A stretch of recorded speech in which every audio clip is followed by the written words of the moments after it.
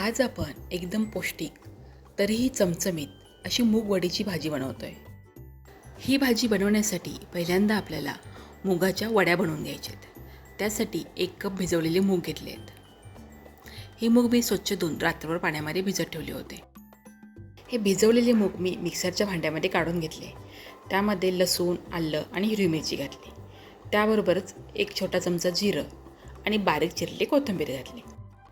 आता यामध्ये पाणी न घालता हे मिश्रण मिक्सरमधून बारीक वाटून घ्यायचं आहे. यामध्ये अजिबात पाणी घालायचं नाही. अगदी थोडंसं मिश्रण जाडसर राहिलं तरी काही हरकत नाही. आता हे वाटलेली मूग एका खोलगट भांड्यामध्ये काढून घेतले. आता आपल्याला याच्या वड्या बनवायच्या आहेत, पण याला थोडंसं बाइंडिंग यावं म्हणून यामध्ये 1 चमचा बेसन घातलं.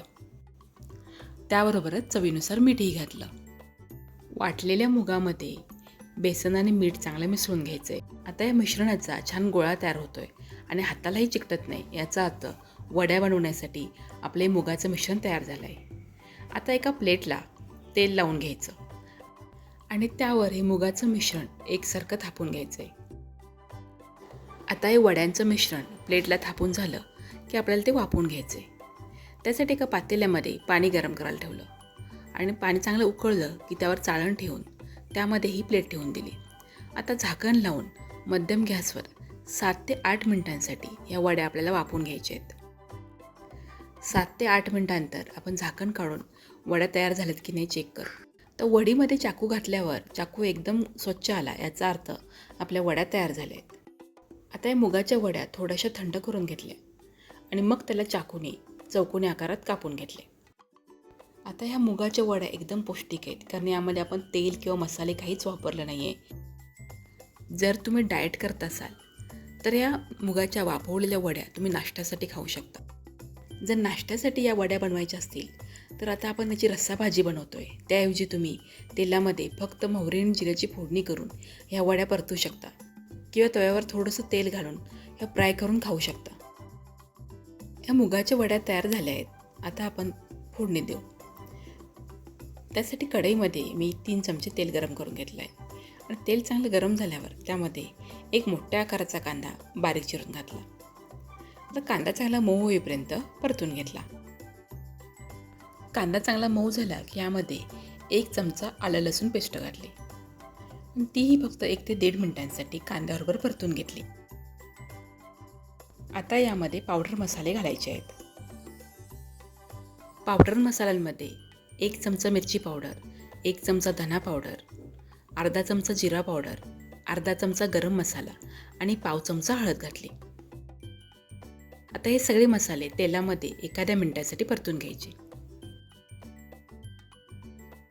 मसाले चांगले परतून झाले की यामध्ये 1 टोमॅटोची पेस्ट घालायची आणि त्याबरोबरच चवीनुसार मीठ घालायचं. टोमॅटोची पेस्ट मसाल्यांमध्ये 2 ते 3 मिनिटांसाठी मंद गॅसवर परतून घ्यायचे. म्हणजे मसाल्याला चांगलं तेल सुटेपर्यंत आपल्याला हे मसाला परतून घ्यायचा आहे. आता मसाला किती छान रंग आला आहे बा आणि सगळ्या बाजूने छान तेल सुटलं आहे. म्हणजे आपला मसाला तयार आहे. आता यामध्ये 1 ग्लास गरम पाणी घालायचं आहे. मसाल्यामध्ये पाणी घातल्यानंतर मसाला छान पाण्यामध्ये मिसळून घ्यायचा आणि गॅस एकदम फुल्ल करायचा आणि पाण्याला चांगली उकळी होऊ द्यायची. पाण्याला चांगली उकळी आली की गॅस मंद करायचा आणि त्यामध्ये या मुगाच्या वड्या घालायच्या आणि तळापासून एकदा छान हलवून घ्यायच्या. आता कढईवर झाकण ठेवायचं आणि मंद गॅसवर कमीत कमी 5 ते 6 मिनिटांसाठी ही भाजी आपल्याला शिजवून घ्यायची आहे. आता झाकण काढून भाजी तयार झाली आहे का पाव. भाजीची ग्रेव्ही पहिल्यापेक्षा थोडीशी घट्ट झाली आहे आणि मुगाच्या वड्याही बघा ग्रेव्ही शोषून घेतल्यामुळे पहिल्यापेक्षा आकाराने थोड्याशा मोठ्या झाल्या आहेत. आता ही मूग वडीची भाजी तयार झाली आहे. आता यावर थोडीशी बारीक चिरलेली कोथिंबीर घालायची, गॅस बंद करायचा आणि झाकण ठेवून 5 मिनिटं ही भाजी अशीच ठेवून द्यायची. आपण नेहमी बेसनच्या वड्यांची भाजी बनवतो, त्याऐवजी कधीतरी अशा पौष्टिक मूग वडीची भाजी नक्की बनवून पहा. हा व्हिडिओ तुम्हाला कसा वाटला कमेंटमध्ये लिहा.